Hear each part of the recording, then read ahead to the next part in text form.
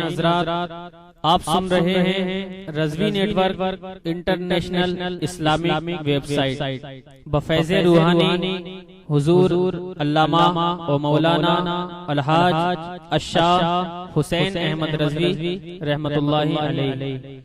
یہاں یوٹیوب پر جو بھی چیز اپلوڈ ہوتی ہے اس سے ہمارا مقصد اور مشن ایک ہی ہے کہ مسلک و مذہب کا تحفظ ہو، لوگ اپنے بزرگوں کے عقائد و افکار سے وابستہ رہیں، اور بالخصوص نوجوان نسل جو روز بروز نجدی ملاؤں اور صلح کلیوں کی گمراہ کن باتوں کو سن کر اپنا ایمان، اپنا عقیدہ خراب کر رہے ہیں، وہ ان کو پہچان کر مسلک اعلیٰ حضرت کو سمجھیں اور اپنے ایمان کو بچائیں۔ اگر آپ حضرات بھی اپنے یہاں کی کوئی کانفرنس، جلسہ، کوئی پروگرام رضوی نیٹ ورک پر اپلوڈ کروانا چاہتے ہیں تو رضوی نیٹ ورک کے بانی جناب الحاج شیخ سجاد حسین رضوی سے رابطہ قائم کریں۔ What's app number 7878574416۔ سامعین کرام، اہل سنت کی معتبر ویب سائٹ mysunni.com کی جانب سے آپ کی خدمت میں خلیفہ تاج الشریعہ حضرت علامہ مفتی شمشاد احمد رضوی مد ظلہ العالی شعبہ افتاء جامعہ امجدیہ رضویہ گھوسی کے خطاب کا پہلا حصہ پیش کیا جا رہا ہے، جو آپ نے 7 جنوری 2015 کو شیرپور میں فرمایا تھا۔ اس خطاب میں آپ نے تقلید کا ثبوت، 20 رکعت تراویح اور 3 دن قربانی کا ثبوت، سیدنا امام اعظم ابو حنیفہ رضی اللہ تعالی عنہ کے فضائل، زیارت قبور، سرکار کے والدین مومن اور جنتی ہیں، نبی اپنی قبر میں زندہ ہیں، چومنے اور پوجنے میں فرق، صرف مدینہ شریف کی حاضری کی نیت سے سفر کرنے کا ثبوت، ان عنوانات پر قرآن و حدیث کے ارشادات اور بزرگان دین کے اقوال کی روشنی میں مدلل تقریر فرمائی ہے۔ آپ اسے بغور سماعت فرمائیں اور زیادہ سے زیادہ لوگوں تک پہنچائیں۔ معزز علماء ملت اسلامیہ، نوجوان ساتھیوں، بزرگوں اور دوستوں، عزیز بچوں، السلام علیکم ورحمۃ اللہ وبرکاتہ۔ الحمدللہ رب العالمین، والعاقبۃ للمتقین، والصلاة والسلام على سید الانبیاء والمرسلین، وعلى آلہ واصحابہ اجمعین، اما بعد، اعوذ باللہ من الشیطان الرجیم، بسم اللہ الرحمن الرحیم، ومن يشاقق الرسول من بعد ما تبين له الهدى ويتبع غير سبيل المؤمنين نوله ما تولى ونصله جهنم وساءت مصيرا۔ آمنت بالله صدق الله مولانا العظيم، وصدق رسوله النبي الأمين الحفيظ الكريم، ونحن على ذلك لمن الشاهدين والشاكرين، والحمد لله رب العالمين۔ کچھ کہنے اور سننے سے پیشتر آئیے ہم اور آپ مل جل کر انتہائی خلوص و محبت اور احترام و عقیدت کے ساتھ گنبد خضرا میں آرام فرمانے والے آقا و مولا، مدنی تاجدار، دونوں عالم کے مالک و مختار، سید ابرار و اخیار جناب احمد مجتبی محمد مصطفیٰ صلی اللہ علیہ وسلم کی بارگاہ میں جھوم جھوم کر درود شریف کا نذرانہ عقیدت پیش کریں اور پڑھیں اللہم صلی علی سیدنا و شفیعنا و حبیبنا و مولانا محمد مبارک وسلم صلاۃ و سلاما علیک یا رسول اللہ صلی اللہ تعالی علیہ وسلم۔ حضرات، یہ میری خوش نصیبی ہے کہ شیرپور کے عظیم الشان تاریخی جلسے میں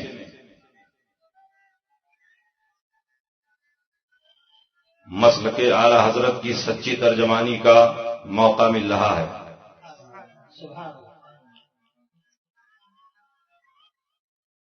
یوں تو ہندوستان اور ہندوستان کے باہر یورپ و ایشیا میں اور افریقہ کے کئی ملکوں میں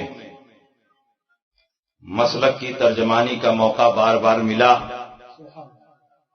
لیکن یہ پہلا موقع ہے کہ میں شیرپور کی سرزمین پر حاضر ہو رہا ہوں۔ انشاءاللہ جب تک آپ بیٹھیں گے میری تقریر ہوگی۔ مسلک کے تعلق سے پھیلے ہوئے بے شمار شبہات کا ازالہ بھی ہوگا۔ مسلک اعلی حضرت کی حقانیت کو کتاب و سنت کی روشنی میں بیان کیا جائے گا، اور یہ ثابت کیا جائے گا کہ مسلک اعلی حضرت کوئی نیا مسلک نہیں، اہل سنت والجماعت کی پہچان کا نام مسلک اعلی حضرت ہے۔ ابھی مجھ سے پیشتر مخدوم گرامی پیر طریقت حضرت علامہ مفتی معین الدین صاحب دامت فیوزہم نے بڑی اچھی بصیرت افروز تقریر آپ کے سامنے پیش فرمائی، اللہم زد فزد۔ اور میرے بعد بھی استاذ العلماء اشرف العلماء حضرت علامہ مفتی مجیب اشرف صاحب دامت فیوزہم آئیں گے اور انشاءاللہ حسب موقع کچھ نصیحت کے کلمات آپ کے سامنے پیش فرمائیں گے۔ میں نے جس آیت کریمہ کی تلاوت کی، اللہ رب العزت ارشاد فرماتا ہے وَمَن يُشَاقِقِ الرَّسُولَ مِن بَعْدِ مَا تَبَيَّنَ لَهُ الْهُدَىٰ وَيَتَّبِعْ غَيْرَ سَبِيلِ الْمُؤْمِنِينَ نُوَلِّهُ مَا تَوَلَّىٰ وَنُصْلِهِ جَهَنَّمَ وَسَاءَتْ مَصِيرًا۔ جو نبی کے خلاف کرے ہدایت آ جانے کے بعد اور عام مسلمانوں کے راستے سے ہٹ کر کوئی نیا راستہ چلے، ہم اس کو اس کے راستے پر چھوڑ دیں گے اور اسے جہنم میں داخل کریں گے، اور جہنم پلٹنے کی کتنی بری جگہ ہے۔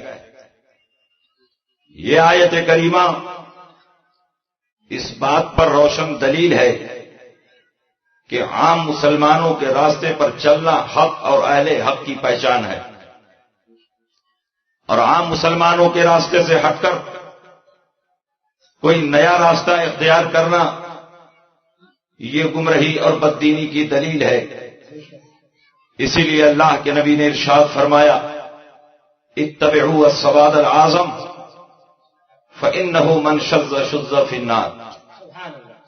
سواد اعظم کی پیروی کرو، مسلمانوں کے بڑے گروہ کی پیروی کرو، مسلمانوں کی بڑی جماعت کی پیروی کرو، جو بڑے گروہ سے کٹا وہ جہنم میں پہنچا۔ اور اسی کو اللہ کے نبی نے ایک دوسرے مقام پر ان الفاظ میں بیان فرمایا ان الشیطان ذیب الانسان کذیب الغنم یاخذ الشاذۃ والقاصیۃ والناہیہ فإیاکم والشعاب وعلیکم بالجماعۃ والعامہ۔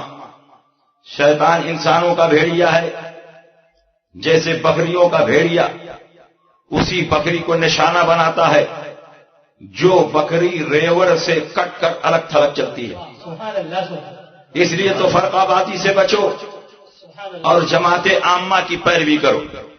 یہاں جماعت عامہ کہا گیا، اس سے پہلے والی حدیث میں سواد اعظم کہا گیا، اور کہیں مطلقاً جماعت کہا گیا. ید اللہ علی الجماعہ، اللہ کی مدد جماعت کے ساتھ ہے. الفاظ مختلف ہیں لیکن معنی اور مصداق ایک ہے. اہل سنت کے ساتھ رہو، اہل سنت کی جماعت میں رہو، اہل سنت کے عقائد و معمولات پر رہو، اس لیے کہ یہی جماعت فرقہ ناجیہ ہے، یہی جماعت حق پر ہے. اور اس کے سوا دنیا میں جتنی جماعتیں پائی جا رہی ہے، چاہے وہ اہل قرآن کی جماعت ہو، چاہے وہ اہل حدیث کی جماعت ہو، چاہے جماعت اسلامی ہو، چاہے دیوبندی جماعت ہو، سب کے ساتھ ضروریات دین کے منکر ہیں اور اہل سنت والجماعت سے خارج ہیں. اللہ کے نبی نے بہت پہلے ارشاد فرمایا، ستفترق امتی علی 73 ملتا کلہم فی النار الا ملتا واحدہ. قالوا من ہی یا رسول اللہ؟ قال ما انا علیہ واصحابی. میری امت 73 فرقوں میں بٹ جائے گی. میری امت یعنی میرا کلمہ پڑھنے والے 73 فرقوں میں بٹیں گے، اور 72 جہنم میں جائے گا، ایک ہی جنت میں جائے گا. صحابہ نے پوچھا وہ کون فرقہ ہوگا جو جنت میں جائے گا؟ اللہ کے نبی نے ارشاد فرمایا، ما انا علیہ واصحابی، جو میرے طریقے پر چلے، میرے صحابہ کے طریقے پر چلے. نبی کے طریقے کو سنت کہتے ہیں اور صحابہ کو جماعت کہتے ہیں، اور دونوں کو جوڑ دو تو اہل سنت والجماعت بنتا ہے. پتا چلا جو اہل سنت والجماعت کے طریقے پر ہوگا وہ جنتی ہوگا، اور جو اہل سنت والجماعت سے باہر ہوگا وہ جہنمی ہوگا. چاہے وہ اپنا نام اہل قرآن رکھے، چاہے وہ اپنا نام اہل حدیث رکھے، چاہے وہ اپنا نام جماعت اسلامی رکھے، چاہے وہ اپنا نام اصحاب العدل والتوحید رکھ لے. خوبصورت نام رکھ لینے سے کوئی جماعت حق پر نہیں ہو سکتی ہے. حق پر وہی جماعت ہوگی جو صحابہ کے طریقے پر چلے. سبحان اللہ سبحان اللہ سبحان اللہ. اب میں آپ سے پوچھنا چاہتا ہوں، نبی نے یہ کیوں نہیں فرما دیا کہ جو قرآن پر چلے وہ جنتی ہے، جو حدیث پر عمل کرے وہ جنتی ہے؟ نبی نے یہ کیوں فرمایا کہ میری سنت پر چلنے کے ساتھ ساتھ صحابہ کے طریقے پر چلے؟ اس لیے کہ نبی کو معلوم تھا کہ ڈائریکٹ قرآن پر عمل نہیں ہو سکتا، ڈائریکٹ حدیث پر عمل نہیں ہو سکتا. کبھی کبھی قرآن اور حدیث میں ناسخ و منسوخ کا معاملہ بھی آ جاتا ہے، کبھی کبھی بظاہر ٹکراؤ اور تعارض بھی ہو جاتا ہے. اس لیے عام انسان ڈائریکٹ قرآن پر عمل نہیں کر سکتا، حدیث پر عمل نہیں کر سکتا. اس لیے اللہ کے نبی نے صحابہ کے عمل کو آپ کے لیے لازم اور ضروری قرار دے دیا ہے. صحابہ جس حدیث پر عمل کریں سمجھ لو اسی حدیث پر عمل کرنا جائز ہے، اور جس حدیث پر صحابہ عمل نہ کریں سمجھ جاؤ کہ وہ حدیث منسوخ ہو چکی ہے اور اس حدیث پر عمل کرنا اب ناجائز و حرام ہے. اسی لیے اللہ کے نبی نے فرمایا جو میری سنت پر چلے اور صحابہ کے طریقے پر چلے وہی جماعت جنتی. نعرے تکبیر، نعرے تکبیر، نعرے رسالت، مسلک اعلی حضرت، نعرے تکبیر، نعرے رسالت.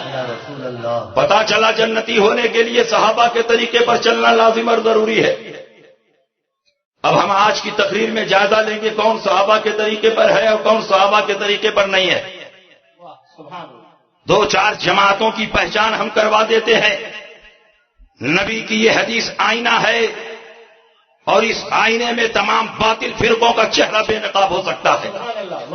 نبی نے فرمایا میری سنت پر چلو اور صحابہ کے طریقے پر رہو. کون صحابہ کے طریقے پر ہے اور کون صحابہ کے طریقے سے الگ ہے اس کی پہچان میں بتاتا ہوں. نبی کی اس حدیث نے بتا دیا کہ شیعہ جنتی نہیں ہو سکتے، اس لیے کہ یہ صحابہ کے طریقے پر نہیں ہے. شیعوں کے سب سے بڑے مجتہد میر باقر مجلسی نے حق الیقین میں لکھا صحابہ بعد وفات نبی صلی اللہ علیہ وسلم مرتد شدہ الا 6 نفر، ابو ذر، مقداد و سلمان. صحابہ ساتھ کے ساتھ معاذ اللہ حضور علیہ السلام کی وفات کے بعد مرتد ہو گئے. صرف 3 صحابی مرتد نہیں ہوئے، ابو ذر، مقداد اور سلمان.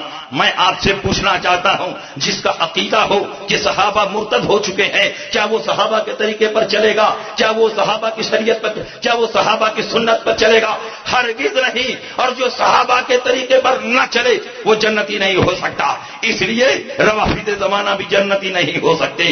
اور حدیث کے اسی ٹکڑے نے بتا دیا کہ غیر مقلدین زمانہ اور اہل حدیث بھی جنتی نہیں ہے، اس لیے کہ یہ بھی صحابہ کے طریقے پر نہیں ہے.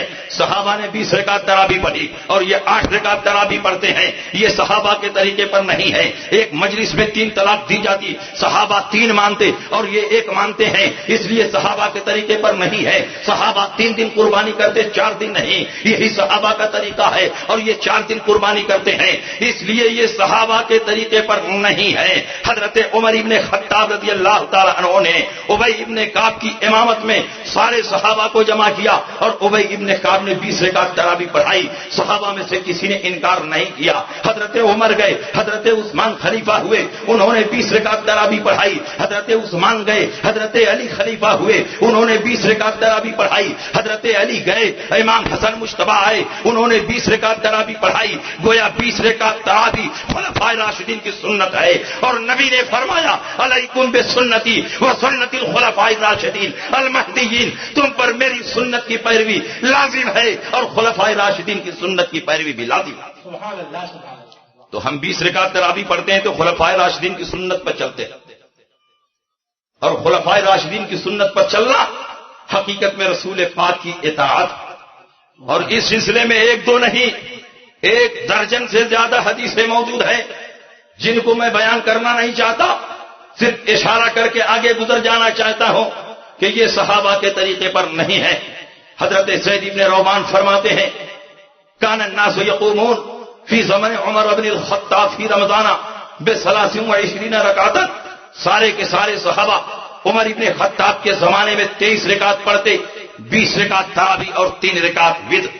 لیکن انہوں نے اجماع صحابہ کے خلاف کام کیا اور انہوں نے کہا تراویح 20 رکعت نہیں ہے بلکہ 8 رکعت ہے. اور 8 رکعت تراویح پڑھنے کا مقصد صرف اور صرف یہ ہے کہ لوگوں کو آسانی دے کر اپنی جماعت کی تعداد بڑھائی جائے. اس لیے کہ اگر تم شافعی بنو گے 20 پڑھنی پڑے گی، مالکی بنو گے 20 پڑھنی پڑے گی، حنبلی بنو گے 20 پڑھنی پڑے گی، حنفی بنو گے 20 پڑھنی پڑے گی. صرف غیر مقلد ہی بننے کی صورت میں یہ آسانی پیدا ہو سکتی ہے کہ تم 8 رکعت تراویح پڑھو. اسی لیے انہوں نے دنیا کو یہ میسج دیا کہ ہماری جماعت میں آ جاؤ، ہماری جماعت میں آسانی بہت زیادہ ہے. میں دنیا کے سارے غیر مقلدین کو چیلنج کرتا ہوں، حدیث کی ساری کتابیں کھنگال ڈالیں لیکن 8 رکعت تراویح کی ایک بھی حدیث نہیں ملے گی. لیکن میں چاہوں تو 1 درجن سے زیادہ حدیثیں 20 رکعت تراویح پر پیش کر سکتا ہوں. اسی لیے سعودی عربیہ کے سرزمین پر حرمین طیبین میں جب اس موضوع پر میری بحث ہوئی تو میں نے کہا آپ 8 رکعت تراویح کیوں پڑھتے ہو؟ 8 رکعت تراویح کی کوئی روایت موجود نہیں ہے، اور جس روایت کو تم پیش کرتے ہو امام ترمذی نے اس کو باب التہجد میں نقل فرمایا ہے، جو اس بات کی دلیل ہے کہ یہ تہجد سے متعلق روایت ہے، تراویح سے متعلق روایت نہیں ہے. لیکن انہوں نے کہا کہ ہم 8 ہی پڑھیں گے، 20 نہیں پڑھیں گے، اس لیے کہ 20 عمر نے جاری کیا ہے، ہم عمر کے راستے پر نہیں چلیں گے. میں نے کہا تم عمر کے راستے پر چل بھی نہیں سکتے، عمر کے راستے پر چلنا اتنا آسان نہیں. بخاری کی حدیث ہے، نبی نے فرمایا یا ابن الخطاب والذی نفسی بیدی ما لقیک الشیطان سالکا فجا قط الا سلک فجا غیر فجک. اے عمر ابن خطاب، قسم ہے اس ذات کی جس کے قبضے قدرت میں میری جان ہے، تو جس راستے پر چلے گا شیطان کبھی نہیں اس راستے پر چل سکتا. 20 رکعت تکبیر، نعرہ رسالت، مسلک اعلی حضرت مفتی شمشاد عالم صاحب قبلہ، نعرہ تکبیر، نعرہ رسالت. 20 رکعت تراویح عمر کا راستہ ہے، شیطان کہتا ہم اس راستے پر نہیں چلیں گے. قربانی 4 دن ہے 3 دن ہے، یہ عمر کا راستہ ہے، شیطان کہتا ہم اس راستے پر نہیں چلیں گے. ایک مجلس میں 3 طلاق دی جائے، تینوں پڑتی ہے، یہ عمر کا راستہ ہے، شیطان کہتا ہم اس راستے پر نہیں چلیں گے. تم چل ہی نہیں سکتے، اس لیے کہ عمر کا راستہ رحمانی ہے اور شیطان کا ماننے والا رحمانی راستے پر نہیں چل سکتا. آپ غور کرو، نماز پڑھنا ہوا تو گھٹا دیا اور گوشت کھانا ہوا تو بڑھا دیا. کہا قربانی 3 دن نہیں ہے 4 دن. ہماری جماعت میں آ جاؤ کہ 4 دن تازہ بتازہ 9 بنو گوشت کھانے کو ملتا رہے گا. گوشت کی فراوانی دکھا کر لوگوں کو جھانسا دے رہے. ہماری جماعت میں آ جاؤ, 4 دن تازہ تازہ گوشت کھانے کو ملتا رہے گا. میں کہتا ہوں 4 دن قربانی کرنے کی کون سی حدیث ہاتھ لگ گئی؟ 1200 سال تک تو سارے مسلمان 3 ہی دن قربانی کرتے رہے اور جانتے رہے. خود حرمین شریفین میں 3 ہی دن قربانی ہوتی رہی. لیکن جب سے تم پیدا ہوئے تم نے چوتھے دن کی قربانی کو کہاں سے جاری کر دیا ہے؟ اجلّہ صحابہ کرام کی روایتیں موجود ہیں. حضرت ابو بکر کی روایت, حضرت عمر کی روایت, عبداللہ ابن عمر کی روایت, برا ابن عازب کی روایت, عبداللہ ابن عباس کی روایت. یہ حضرات فرماتے ہیں ایام النحر ثلاثۃ افضلها اولها, قربانی 3 دن ہے اور پہلے دن قربانی کرنا افضل ہے. میں تم سے پوچھنا چاہتا ہوں چوتھے دن کی روایت کہاں تم سے ہاتھ لگ گئی؟ لیکن مقصد یہ ہے کہ زیادہ سے زیادہ آسانی پیدا کر دی جائے تاکہ لوگ ہماری جماعت میں شامل ہو جائیں. اسی لیے آسانی کی وجہ سے کالج یونیورسٹی میں پڑھنے والے نوجوان غیر مقلدیت کی طرف, اہل حدیث کی طرف مائل ہو رہے ہیں کیونکہ یہاں آسانی بہت مل رہی ہے. اور ان کے ایک مجتہد ہیں صدیق حسن بھوپالی, کیونکہ ان کے یہاں کوئی مقلد نہیں ہوتا, سب کے سب مجتہد ہی ہوتے ہیں, ڈائریکٹ قرآن اور حدیث سے مسئلہ نکالتے ہیں. انہوں نے اپنی کتاب بدور الاحلہ میں یہاں تک لکھ دیا کہ ایک بکرے میں 100 آدمیوں کی قربانی جائز ہے. مہنگائی کے اعتبار سے ان کا فتویٰ بھی بدل رہا ہے. بکرا مہنگا ہو گیا تو اب ایک آدمی نہیں 100 آدمی مل کے خریدے اور قربانی کریں. ایک بکرے میں 100 آدمیوں کی قربانی جائز. کلکتہ کے شمانی آزیوں کی میٹنگ ہوئی اور ان کے سربراہ لوگوں نے کہا کہ تم لوگ تو کچھ کر نہیں رہے ہو, سارا کام تو غیر مقلدین کر رہے ہیں, نئی نئی آسانیاں دے رہے ہیں, نئے نئے لوگ ان کی جماعت میں شامل ہو رہے ہیں. ارے تم لوگ بھی کچھ نئی بات پیدا کرو تاکہ تمہاری جماعت بھی پھلے اور پھولے. ان کے مفتیوں کی میٹنگ ہوئی اور انہوں نے غور و فکر کرنے کے بعد یہ فتویٰ جاری کیا کہ اگر ایک بکرے میں 100 آدمیوں کی قربانی جائز ہے تو ایک مرغے میں 7 آدمیوں کی قربانی جائز ہے. اب آپ بتاؤ, ان دونوں نے اپنے اپنے فتووں سے یہ ثابت کر دیا کہ نہیں یہ جنتی نہیں ہے جہنمی. ان کے فتوے بتا رہے ہیں کہ یہ جنتی نہیں ہے جہنمی ہے, کیونکہ نبی نے فرمایا, بخاری کی حدیث ہے, سمنوا ضحایاکم فانھا علی الصراط مطایاکم, موٹے اور فربا جانوروں کی قربانی کرو کیونکہ اسی قربانی کے جانور پر بیٹھ کر پل صراط پار کرنا. جس جانور کو تم قربانی میں ذبح کرتے ہو اسی جانور پر بیٹھ کر پل صراط پار کرنا ہے. اس لیے موٹے اور فربا جانوروں کی قربانی کرو تاکہ آسانی سے پل صراط پار کر سکو. اور بخاری کی دوسری حدیث بتاتی ہے کہ اسی پل صراط کے نیچے جہنم ہے. اب دونوں حدیثوں کو جوڑ دو کہ جب ایک بکرے پر 100 غیر مقلد سوار ہوں گے اور ایک مرغے پر 7 شمانیازی سوار ہوں گے تو بکرا بھی وہیں الٹ جائے گا, مرغا بھی وہیں الٹ جائے گا اور یہ دونوں کے دونوں جہنم میں جائیں گے. اب آپ بتائیے جنتیوں کے ساتھ رہنا چاہتے ہیں کہ جہنمیوں کے ساتھ؟ تو جنتیوں کی جماعت وہی ہے جو آج مسلک اعلی حضرت کے نام سے جانی اور پہچانی جا رہی ہے. تقلید کا انکار کرنے والے تم اجماع کا انکار کر رہے ہو. 3 صدی ہجری کے بعد پوری دنیا کے مسلمانوں کا اس بات پر اجماع اور اتفاق ہو گیا کہ جو مجتہد نہیں ہے, امی ہے, اس پر لازم ہے کہ چاروں اماموں میں سے کسی امام کی پیروی کر لے. اب اہل سنت والجماعت 4 مذاہب میں منحصر ہو چکے ہیں, چاہے وہ حنفی ہو, چاہے وہ شافعی ہو, چاہے وہ مالکی ہو, چاہے وہ حنبلی ہو. جو ان 4 سے باہر ہوا وہ حقیقت میں اہل سنت والجماعت سے باہر ہو چکا ہے. اسی لیے دنیا کے سارے مسلمانوں کا اجماع اور اتفاق ہو گیا کہ تقلید حق ہے اور سارے مسلمانوں پر لازم ہے کہ انہی 4 اماموں میں سے کسی امام کی پیروی کرے. لیکن سارے دنیا کے مسلمانوں نے تقلید کو جائز جانا, تقلید کی پیروی کی, لیکن انہوں نے کہا ہم تقلید نہیں کریں گے, نہ حنفی بنیں گے, نہ شافعی بنیں گے, نہ مالکی بنیں گے, نہ حنبلی بنیں گے, ہم ڈائریکٹ کتاب و سنت سے مسئلہ نکالیں گے. میں کہتا ہوں کتاب و سنت سے مسئلہ نکالنا اتنا آسان نہیں ہے, ورنہ بڑے بڑے اولیاء کرام دنیا میں پیدا ہوئے, سب کے سب اپنی صلاحیت کی بنیاد پر کتاب و سنت سے مسئلہ نکالتے. لیکن اولیاء کرام کی تاریخ اٹھا کر دیکھو، 3 صدی ہجری کے بعد دنیا میں جتنے اولیاء پیدا ہوئے سب کے سب مقلد تھے، الحمدللہ اس میں کوئی غیر مقلد نہیں تھا۔ حضرت سندھ سکتی، حضرت جنید بغدادی، حضرت بایزید بستامی، حضرت معروف کنخی، حضرت خواجہ باقی باللہ، حضرت شیخ عبد القادر جیلانی، حضرت خواجہ معین الدین چشتی اجمیری، شیخ صحاب الدین سہروردی، خواجہ بہاؤالدین نقشبندی، حضرت زکریا ملتانی، حضرت فرید الدین عطار، حضرت فرید الدین گنج شکر، حضرت سید سالار مسعود غازی، حضرت مخدوم ماہمی، حضرت مخدوم کچھوچھوی، سید حمید الدین ناگوری، حضرت نظام الدین اولیاء اور حضرت داتا گنج بخش علی حجویری، یہ سارے کے سارے اولیاء کرام مقلد تھے، کسی نہ کسی امام کی تقلید کرنے والے تھے۔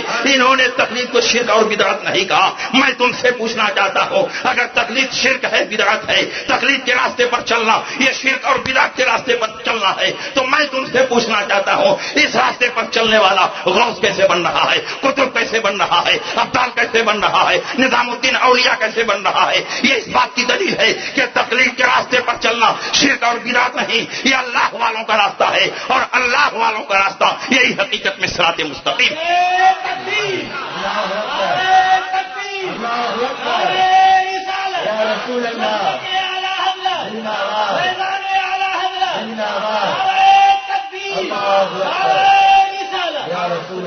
یہ ڈائریکٹ قرآن اور حدیث سے مسئلہ نکالیں گے، قرآن سمجھنے کا شعور نہیں، حدیث سمجھنے کی صلاحیت نہیں، لیکن دعویٰ ہے کہ ہم کسی امام کی بات نہیں مانیں گے، ڈائریکٹ قرآن اور حدیث سے مسئلہ نکالیں گے۔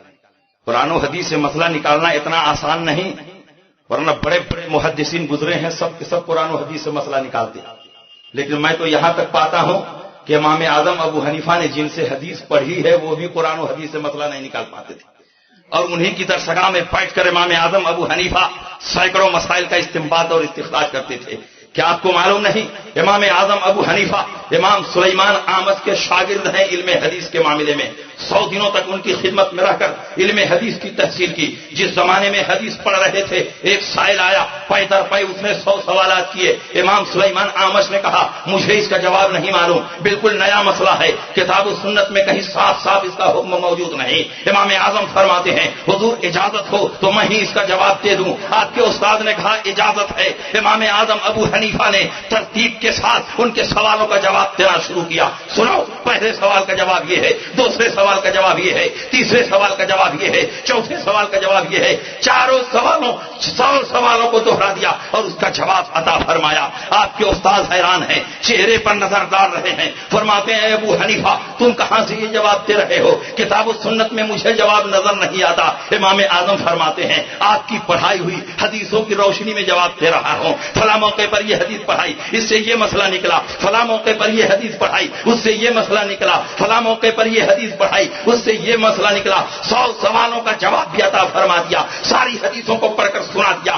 آپ کے استاد نے اہل حدیث اور غیر مقلدین کی طرح یہ نہیں کہا کہ تم اپنے قیاس سے مسئلہ بتا رہے ہو، اپنی رائے سے مسئلہ بتا رہے ہو، بلکہ انہوں نے فرمایا یا معاشر الفقہاء انتم الاطباء ونحن الصیادلہ وانت ایھا الرجل اخذت بکل الطرفین۔ اے فقہاء کی جماعت، تم لوگ ڈاکٹر اور حکیم ہو اور ہم محدثین میڈیکل اسٹور والے ہیں، ہمارے پاس دوائیں ہیں لیکن یہ نہیں معلوم کون سی دوا کس مرض میں کام آئے گی، کس دوا کا کیا سائیڈ افیکٹ ہے، کس دوا کا کیا نقصان ہے۔ اور اے فقہاء، تم لوگ ڈاکٹر اور حکیم بھی ہو اور تمہارے پاس دواؤں کا ذخیرہ بھی ہے اور یہ بھی معلوم ہے کون سی دوا کس مرض میں کام آئے گی، کس دوا کا کیا سائیڈ افیکٹ ہے، کس دوا کا کیا نقصان ہے۔ وانت ایھا الرجل اخذت بکلا الطرفین، اور اے ابو حنیفہ تمہاری شان تو بے مثل بے مثال ہے، تم بے مثال محدث بھی ہو، بے مثال فقیہ بھی ہو، دونوں طرف سے تم کو حصہ ملا ہے۔ جن حدیثوں سے میں مسئلہ نہ نکال سکا ان حدیثوں سے تم نے مسئلہ نکال دیا، اور جن حدیثوں کو 100 دنوں میں میں نے پڑھایا تھا ایک نشست میں تم نے پڑھ کر ساری حدیثوں کو سنا دیا۔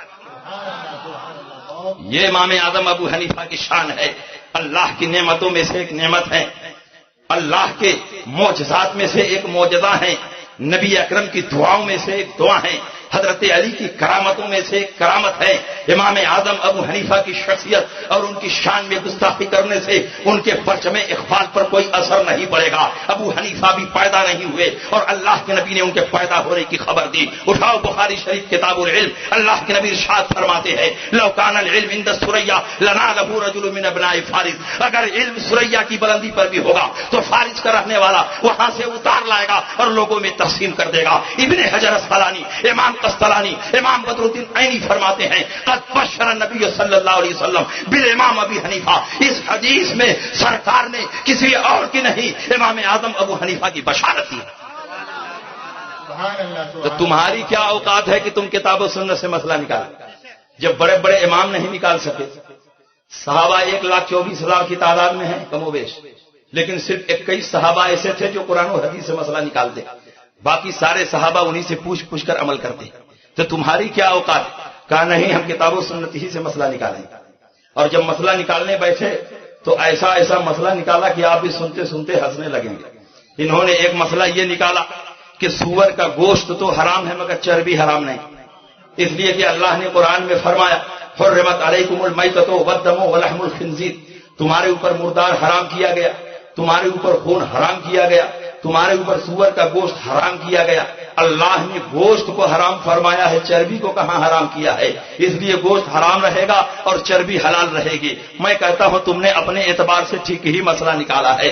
تمہارے لیے گوشت حرام رہے گا اور چربی حلال رہے گی, اس لیے کہ اسی قرآن میں اللہ نے یہ بھی فرمایا الخبیثات للخبیثین والخبیثون للخبیثات والطیبات للطیبین والطیبون للطیبات. خبیث اور ناپاک چیزیں ناپاکوں کے لیے ہیں اور طیب و طاہر اور پاک چیزیں پاکوں کے لیے ہیں. تم نجس اور ناپاک ہو تو تمہارے لیے سور کی چربی ہے, اور ہم طیب و طاہر پاک ہے تو شب برات کا حلوہ ہے اور محرم کا کھچڑا. اس لیے میرے دوستو, غیر مقلدین صحابہ کے طریقے پر نہیں ہیں, اور جب صحابہ کے طریقے پر نہیں ہے تو یہ بھی جنتی نہیں ہے. اور غیر مقلدین کے موسیاؤد بھائی ہیں دیوبندی, چور چور موسیاؤد بھائی. عقیدے میں کوئی فرق نہیں ہے, دونوں کا عقیدہ سیم ایک ہی ہے. صرف فرق ہے تو تقلید اور عدم تقلید کا. وہ تقلید کرتے ہیں, یہ تقلید نہیں کرتے ہیں. وہ مقلد بن کے نبی کی شان میں گستاخی کرتے ہیں, اور یہ غیر مقلد بن کے نبی کی شان میں گستاخی کرتے ہیں. یہ دیوبندی بھی صحابہ کے طریقے پر نہیں. صحابہ کے دلوں میں بار بار نماز کی حالت میں نبی کا خیال آیا, لیکن صحابہ نے یہ نہیں فتویٰ دیا کہ جب نبی کا خیال آ گیا تو ہماری نماز فاسد ہو گئی. اور انہوں نے اپنی کتابوں میں لکھا کہ اگر نبی کا نماز میں خیال آ جائے تو یہ بیل اور گدھے کے خیال میں ڈوب جانے سے بدجہاں بدتر ہے. صحابہ قبروں پر جاتے رہے اور یہ قبروں پر جانے کو ناجائز و حرام کہتے ہیں. صحابہ ایصال ثواب کا کام کرتے رہے اور یہ ایصال ثواب کو بدعت بتاتے ہیں, اس لیے یہ بھی صحابہ کے طریقے پر نہیں ہے. اور جب صحابہ کے طریقے پر نہیں ہے تو یہ بھی جنتی نہیں ہو سکتے. آپ خود غور کرو, اگر قبروں پر جانا ناجائز و حرام ہوتا تو کیا میرے پیغمبر قبروں پر تشریف لے جاتے؟ اگر قبروں پر جانا ناجائز و حرام ہوتا تو کیا صحابہ قبروں پر تشریف لے جاتے؟ اگر قبروں پر جانا ناجائز و حرام ہوتا تو کیا بزرگان دین قبروں پر تشریف لے جاتے؟ ہر دور میں صلحاء اور صالحین قبروں پر جاتے رہے. یہ اس بات کی دلیل ہے کہ قبروں پر جانا شرک اور بدعت نہیں, ناجائز و حرام نہیں, بلکہ رسول پاک کی سنت ہے. اور جو خود سرکار سے ثابت ہو اور اس کو ناجائز و حرام بتائے وہ شریعت پر اختراع اور ذاتی کر رہا ہے. اٹھاؤ الخصائص الکبریٰ. علامہ جلال الدین سیوطی اپنی کتاب میں لکھتے ہیں آقائے کائنات صحابہ کی ایک مختصر جماعت کے ساتھ مقام ابوا کے قریب سے گزر رہے ہیں. یہ وہی جگہ ہے جہاں سرکار کی والدہ محترمہ کا انتقال ہو چکا ہے. 4 سال کی قلیل مدت میں حضور علیہ السلام اپنی والدہ محترمہ کے ساتھ مدینہ منورہ کا سفر کرتے ہیں, اور جب مدینہ منورہ سے والدہ کے ساتھ واپس آ رہے